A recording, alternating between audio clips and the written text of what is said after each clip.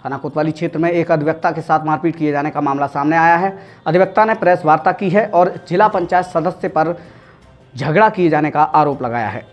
नगर के Om Sai guest house railway station पर press वार्ता की गई, जिसमें कलेक्ट्रेट दीवानी एवं टैक्सेशन के अधिवक्ता शामिल हुए। प्रांतीय सदस्य राजीव कुलश्रेष्ठ एडवोकेट के पुत्र विकास कुलश्रेष्ठ के ऊपर प्राणघात हमला होने को लेकर प्रेस वार्ता में विस्तृत रूप से चर्चा की गई। पूरी घटना थाना कोतवाली क्षेत्र के वंशी गौराहा की बताई गई है। अधिवक्ता विकास कुलश्रेष्ठ ने पत्रकारों से वार्ता करते हुए बताया है कि वह अपने चैम्बर से अपने घर छपट्टी मोहल्ला बीती देर शाम जा रहे थे, तभी रास्ते में वंशी गौरा में अनुज यादव उर्फ डब्बू पुत्र गजराज सिंह, राकेश वाथम पुत्र नामालूम ने उन पर हमला कर दिया, जिसमें उनके सर में गंभीर चोटें आई हैं। पत्रकारों से वार्ता करते हुए उन्होंने जिला पंचायत सदस्य शुभम सिंह जाटव पर भी घटना में शामिल होने का आरोप लगाया है। साथ ही शुभम सिंह जाटव पर भारतीय जनता पार्टी की छवि खराब करने का आरोप लगाया है। उन्होंने यह भी बताया है कि शुभम सिंह जाटव की ओर से असलाह का प्रदर्शन किया गया। इतना ही नहीं, पीड़ित विकास कुलश्रेष्ठ ने आईपीसी की धारा 307 के तहत मुकदमा दर्ज कराने की मांग की है।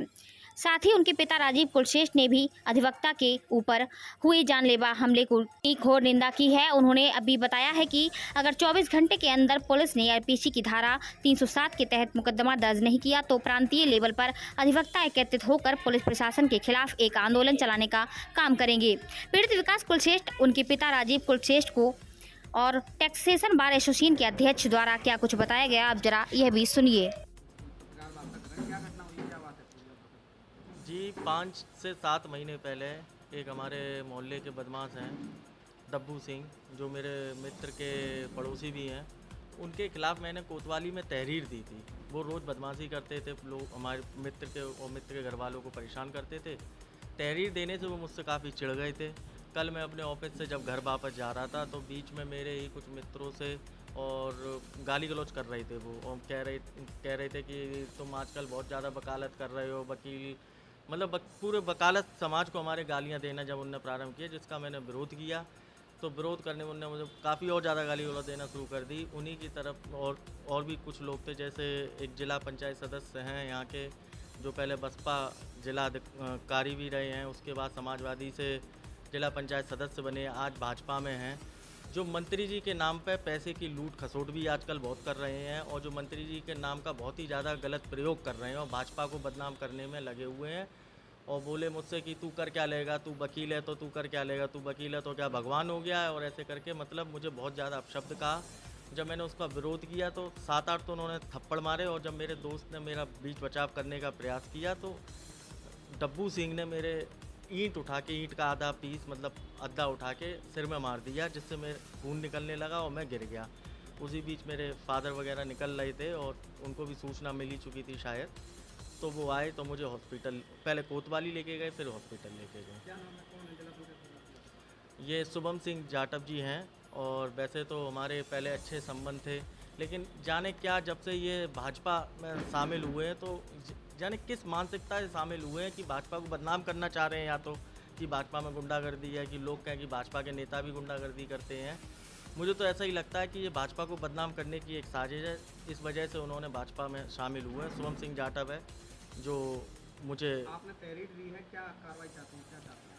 तहरीर मेरे यहाँ पे टाँके आए हुए हैं, ईंट लगी, कम से कम खून इतना निकला है, आप ही मानिए 1.5-2 बोतल निकल गया है। अब मैंने रात में अपना मेडिकल भी कराया है, आज मेरा वो भी किया गया सीटी स्कैन, अब सीटी स्कैन की रिपोर्ट भी आने वाली है। मैं तो बस ये चाहता हूँ उनके सभी जो भी ये हैं। कितने बजे की घटना और कहाँ, क्या घटना स्थल है, कहाँ पर हुई? ये लमसम आप मान लीजिए 8:30-9 बजे के बीच की घटना होनी चाहिए है, और बंसी गौरा है ये। बंसी गौरा में एक गली है, क्या बोलते हैं, पतंजलि उसके आगे वाली स्टोर के आगे वाली। मारपीट के टाइम पे शुभम सिंह जाटव शामिल थे उसमें?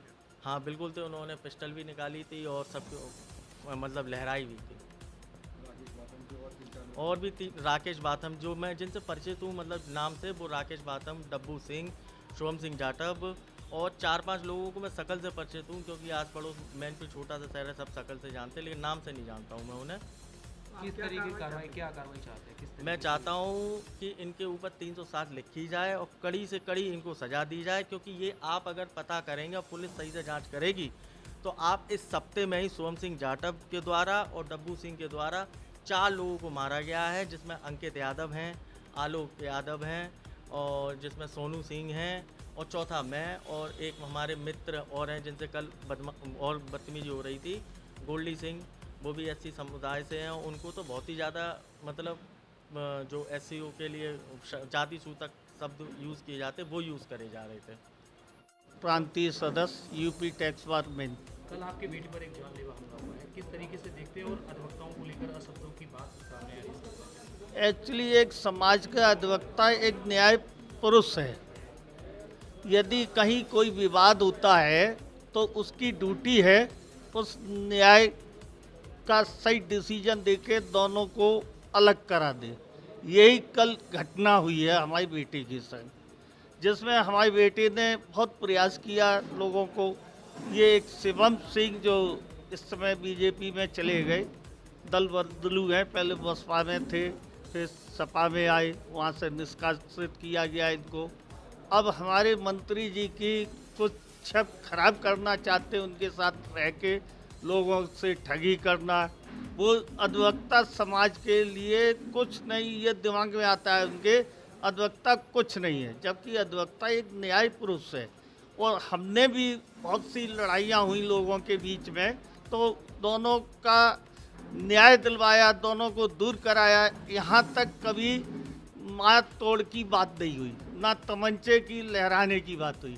जो कल मैंने मोहल्ले वालों से पूछा क्या हुआ, तो बताया ऐसे ऐसे कोई बात नहीं, आपका बहुत अच्छी शालीनता से बात कर रहा था, लेकिन ये लोग दारू पिए हुए थे और पकड़ लिया तुम्हारे बच्चे को। फिर और एक कोई गोल्डी था, उसको बुलवाने लगे, तब वो बुलवा भी लिया। वो तो बेचारा भाग खड़ा हुआ, लेकिन इनके पता नहीं किससे ईंट से मारा या किस हथियार से मारा। अधिवक्ता के साथ जिस तरीके की घटनाक्रम किया गया, अधिवक्ताओं में किस तरीके की यहाँ मांग मैं की जा रही है और किस- अगर मांग न्याय न ये मिला कि तो क्या होगा? भविष्य में कभी भी इस टाइप की अधिवक्ता के साथ घटना न घटे, इसलिए दीवानी, कलेक्ट्री बार, टैक्सेशन बार सभी लोग ये चाहते हैं आगे के लिए कोई घटना न घटे। तो इसलिए कम से कम 307 का मुकदमा लिखा जाए, जिससे लोगों को पता रहे। अगर न लिखा गया तो किस तरीके से ना लिखा जाए तो प्रांतीय लेवल के वकील आएंगे, तब और उच्च अधिकारियों को अवगत कराया जाएगा।